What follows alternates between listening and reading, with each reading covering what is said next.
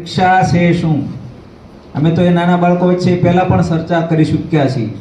પરીક્ષા કોઈને મળી જાય.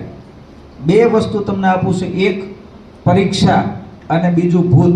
ભૂત માને કે ભાઈ આ બે મળી જાય તો 1 કરોડનું ઇનામ મારા તરફથી પકડીને મારી ઓફિસમાં લાવો. કોઈને પરીક્ષા દેખાય, હાલ મારા સાહેબ બોલાવે. કોઈને ભૂત દેખાય તો એને લાવો. 1 કરોડનું મારા તરફથી જાહેરમાં તમને સૌને ઇનામ છે.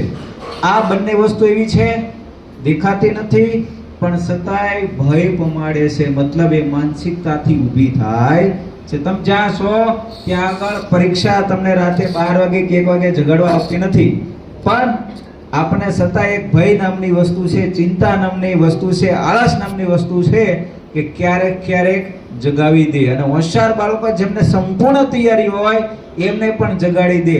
એમને તો બધું આવડે છે, આમ છતાં એને શા માટે જગાડે છે? કારણ કે ચિંતા એની અંદર ગળી ગયેલી છે. તો નિશ્ચિત બનવા માટે આપણે બેઠા છીએ.